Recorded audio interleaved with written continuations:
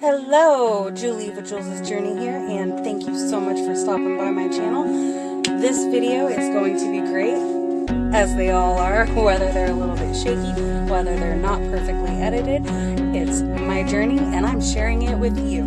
So take a chance, subscribe, stick around, leave a comment. I can't wait to read it and get to know you. And let's get into today's video. Hi friends, Julie with Jules' Journey here with another video, and today I am going to spill a little bit of coffee about the apartment that I just moved out of. I'm sure you guys have been waiting for this. I mentioned it in my little RV tour, and so today I just want to chat with you guys about the situation that I was in for a year. Yeah, a whole year. This might be a little bit of a long one, so grab your drink, grab your snack, and let's chat. So, as you guys know, I have been in the homeless situation multiple times, and prior to moving into this apartment, I was in a women's shelter for a couple of weeks while I worked out my resources to be able to move into an apartment. Now, through the recovery program that I was in, it's a public recovery program. You guys know that I'm also in recovery, and I'll be chatting about homelessness, being in recovery, RV living, the housing market. So if those things are interesting to you, stay tuned, subscribe, and join me on this journey. So I was connected to this landlord who is kind of like a private landlord, not a large company, and they own quite a few different houses. This was a large 4-bedroom house with multiple areas that have been converted into apartments, so they were definitely apartments. They were not rooms. Each unit had its own living room, kitchen, bathroom, all of that. However, they were connected on the same property, kind of like a fourplex. So I was referred by some friends in the recovery program. Actually, the guy who referred me to this place, he actually died, unfortunately, in a truck accident. It was so terribly sad. Shortly after we moved, so rest in peace. And we actually have his photo, and we pray for him and his family, and give him honor. Very, very sweet guy. And he was renting the unit behind the unit that I had rented. He moved out and then referred us for the unit he was renting, but they had already gotten someone in, but they had this little 1-bedroom studio type thing available. So we went ahead and went for that. Now, this little 1-bedroom was the only portion of the home that was actually detached from the house, and it was kind of like a large laundry room converted into a apartment. It started getting really weird, like actually right away, because a phone call that I had with her, I mentioned it's so hard to find a place because I have a dog, and she said something along the lines of, I would rather, some animals I'd rather rent to than the people. So she knew that I had a dog long before she ever rented to us. And I'm going to come back around to this in a couple minutes, but let me kind of go timeline-wise. So we had been talking to her and her husband about renting this unit.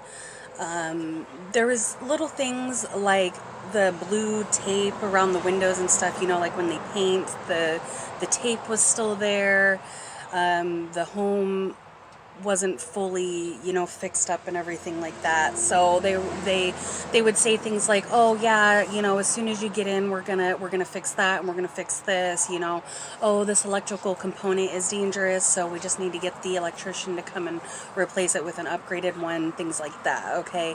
I'm sure you're going to get the gist that none of this happened during the whole year that we lived there. Nothing that they said they were working on actually happened. The blue tape is still there to this day, a year and a couple months later. The electrical components, the lighting, everything that they said they were going to upgrade did not get done, and is still, upon move out, was still the way that it was when we moved in. Another funny thing is that she said, okay, so as soon as you guys move in, go ahead and you're going to switch the utilities into your name. This was a really frustrating part of the situation, because as soon as we were in, we signed the lease. It was actually a month to month, so that was good. It was a month to month lease. We got our keys, and I tried to figure out, okay, so how do I go and get the utilities in my name after all the move-in process? Oh, just leave it in our name, and we'll just send you a bill, send you a photo of the bill, and then you can just pay it. The entire year that we were there, we never received a bill. She just texted us an amount and had us pay her. So I don't know about you, but most people that I spoke to would not pay a bill without seeing the bill. So that is like a whole nother issue. I constantly was saying, please email me the bills, please send me the bills. We received one bill the entire time that we were in there. She finally got around to emailing me a bill, one copy of the bill. So, and thankfully I actually used that to be able to get them to come out and turn the water off when the plumbing was all crazy and I couldn't get a hold of anybody, which is another story for another time. So this is going to just be an overall.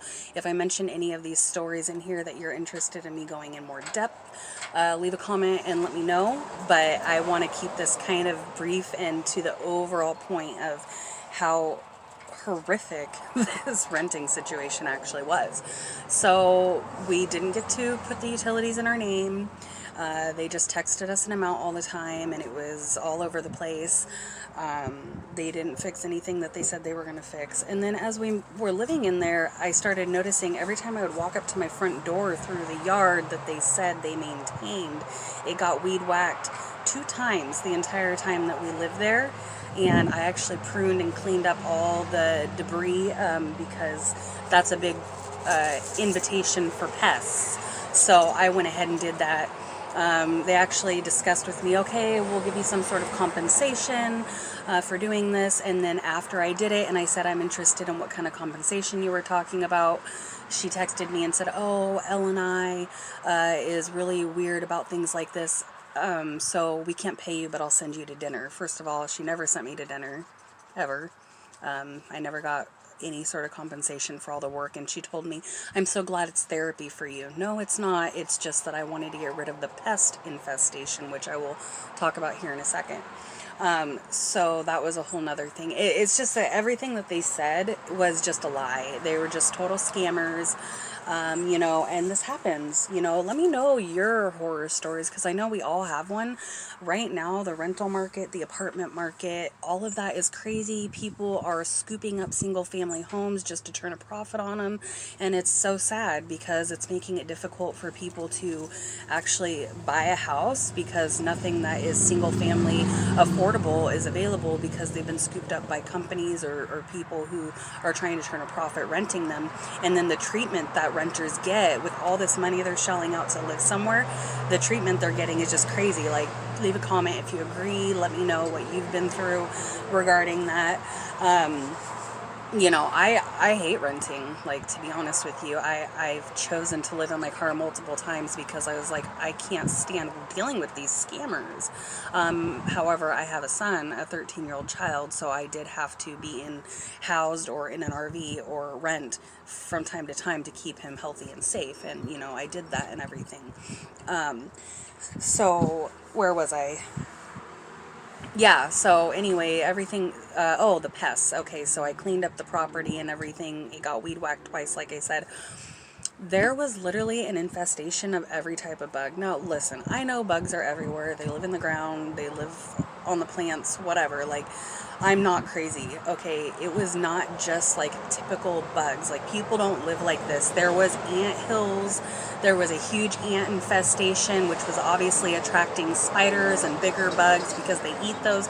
It was just a whole ecosystem of pests, okay? So, like, we had ants, earwigs, wasps, bees, spiders, just you name it. It was like concentrated. Oh, those box elder bugs. Oh my gosh, those are so annoying and they're vicious too. Ugh, they like chased after me. So like it was concentrated in my yard on my property. Like we had neighbors next door, we had neighbors across the way. Nobody else seemed to have this problem. Their yards were clean, their properties were clean.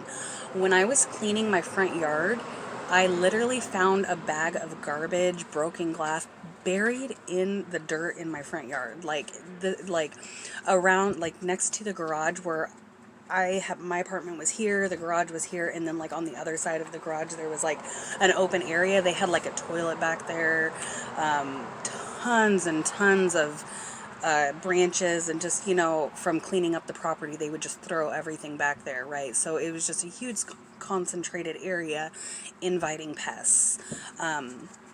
So that was horrible. So it was like every time I was walking to my front door, I would have to like fight with all these bugs just flying around, and like we would have like ants coming into our house. Even our neighbors said that they had ants coming in, and when I let them know about this, they said, oh, they're just migrating. This is the first time I've ever heard of that. I'm like, gosh, they just lie through their teeth. You know what I'm saying? This is not the first time you've ever heard that you have an ant problem or a bug problem on your property. That's just what you say to make sure that you don't have to deal with it. Like most apartment complexes and housing and rentals, they treat the property regularly to keep the pest problem down. Like there's going to be bugs everywhere, but they have treatments that they lay on the grass, or that they spray around the property, and let that sit like maybe once a year or twice a year, just to maintain a level of cleanliness, because pests are kind of dirty. So that was like another really bad issue. And like, I hate bugs. I live in an RV park, and the most I've seen now is a fly, like literally. I don't have any of that problem now that I live here, and I can actually sit and enjoy my front yard. There I couldn't. Okay, so that's just like the overall property. Let's walk into my little studio 1-bedroom apartment. So like their linoleum had like really like gashes and cracks and everything that they had filled up with some sort of a putty or something like that. So over time living in it, if water gets on the floor, that stuff would chip out. And so by the time we moved out, it looked so destroyed, and I had to go through and like fix that up, because the linoleum was already like that, but they masked it by filling it with like putty and stuff. So, and then they painted over the cabinets and the doors to the cabinets and everything so many times that it was just sticky, and everything just kind of stuck, and so they didn't even like paint properly, or like lay new flooring or anything when we before we moved in. Okay, so there's that. And you'd think that for like a four unit little complex, they would just have like one dumpster, but they wanted everybody to have their own garbage can. So it was just messy, and it was just getting kind of messy. Like they were such scammers. Like they wouldn't even provide a dumpster on the property, which it just seems like that's what you would do to make sure that your property stays clean. Like just provide a dumpster. I mean, big deal, nothing was included. We paid garbage, recycling, water, sewer, power. We paid all of that, okay? Plus I had to pay to get all the bug treatment, and I treated like the property and around my house and everything. So that's what the floors and the paint. And then after living there for a while, we started to notice that like, there was no forced air heat. So they had like this, those like radiator type, with the oil in them that you plug in and it gets hot. So it's like a radiator type heater. That's what they had in there.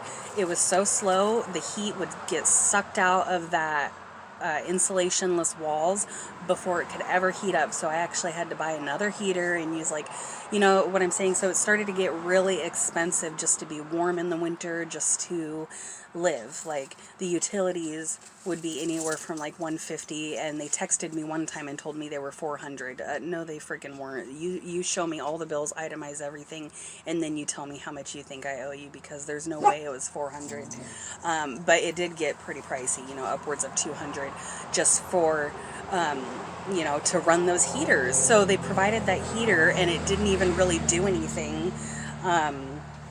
You know what I mean? So that leads me to the fact that there was no insulation in the walls. I know this for a fact that there was no insulation in the walls. Obviously, I didn't dig in the walls or anything, but you could hear everything, and there was just like moisture like seeping through the walls. So like the whole, I would say northeast, southwest, the whole west wall in the living room as well as the bedroom. Leave it. Come here, baby. Hi. Beautiful day out. Freya, come. Come here, girl. Yeah. The other one just like it was down in the dog park. Oh, really? She'll have to go make some friends. Yeah. He gets kind of grumpy with strangers, but that dog is a sweetheart. That's okay. Have a wonderful day, lady. Oh, the neighbors are so sweet around here. I just love it. And they all have dogs. It's so fun. I love RV living. And she was just telling me that down at the dog park that we have here, we have a huge fenced-in dog park. There's one that looks just like my dog, Freya. So that was kind of cool. Okay, so the whole west wall, I know there's no insulation because there was water like seeping through it, and then over time living there, we couldn't put anything against that wall. So we literally had like a whole section of our tiny little maybe 450 square foot unit. We literally couldn't even use a whole entire section of it. Because anything that got close to that wall grew mildew on it, and black mold was growing. Like I would wake up and my eyes would just be swollen closed. Like it was just so disgusting in there, because like I'm allergic to bugs and I'm allergic to mold, and you know everybody is like grossed out by that, but I'm like super allergic to it. So I know, because I would wake up and just be so puffy and swollen and my eyes would be closed. So like we couldn't even use part of our wall. So anyway, that place was just terrible. I mean, for a tiny little studio, whatever, they were charging $700 a month plus utilities, so it ended up being a good over $900 a month. Plus, it wasn't really enough space to even have our belongings comfortably, so we ended up having 2 storage units because because of the availability and everything. But even if we just had 1 storage unit, like, so we were paying well over $1,000 a month just to rent that crappy little apartment. And yeah, so the move out process is a whole nother story. If you want to know about the horrible reference she gave me when I applied for a really nice 2-bedroom apartment, after a whole year, I have text messages of her saying, "Hello, wonderful renters. I have this other really nice house I want to get you guys in as soon as I evict the other lady." Like, if you want to hear those stories, leave a comment down below and I will go in depth about that. But this was just an overall about the living conditions, and just the expense of it, and just how terrible the place was. Like, they should have been charging maybe like $600 plus all utilities included. Like, if they were to be fair. I mean, yeah, some people need a little shack to live in. We were okay with it, but honestly, if we would have held out in the shelter a little bit longer, we probably could have applied for a really nice apartment and gotten it, but we jumped on that. So that was our mistake. Oh, and I forgot to mention what she did about the dog. So we were like moving in. This is the last little story I'll tell you guys about this one. Let me know if you want to hear about the reference, the other house that she was trying to get us into. There's a whole story about that other house on the other lady she was trying to evict, and text messages. But she talked to us like we were her favorite renters of all. So I had no clue she was going to give us a horrible reference, which she totally denies. But I have messages this guy wouldn't have even known what without her saying what she said. So I told you that before we ever moved in, months before, we were talking to her, and I told her about my dog. Okay, so we're moving in, and then all of a sudden I said something about my dog, and she goes, "Oh, there's no pets allowed here unless it's a service animal." I said, "Yeah, she's a service animal. Like, actually, we do have a letter from a certified therapist that she is my service animal." But it's just weird because she knew I had a pet and she called me. I actually had stopped contacting her. She called us to get us in there like 2 months after I stopped talking to her, and asked us to move in. So she just acts like she doesn't know what's going on. It's just insane. So she goes, "Yeah, no pets allowed," even though she straight up told me 2 months before she asked us to move in, "Oh, you know, I would rather rent to some pets than the landlord, than the customer themselves. So anyway, she was just such a liar constantly, just constantly lying. The place was a dump. It was way overpriced, especially for this area, and they scam a lot of people. I have a lot more stories, so if you want me to go in depth in anything else I mentioned, just leave a comment with a little tidbit about what it was that you wanted to hear more about. And I hope you enjoyed this video. I'm all pissed off now. I'm like totally like stressed out just thinking about it. We did a year there. We should have had an amazing reference. We should have been able to go anywhere we wanted. As soon as I got that crappy reference, I took my last paycheck and I bought this RV and I said, I am out of here. So, it was the best decision I made. It truly was. So yeah. All right, well, thank you so much for hanging out with me, and I hope that you guys have a beautiful, amazing, wonderful day, and I will see you at the next one.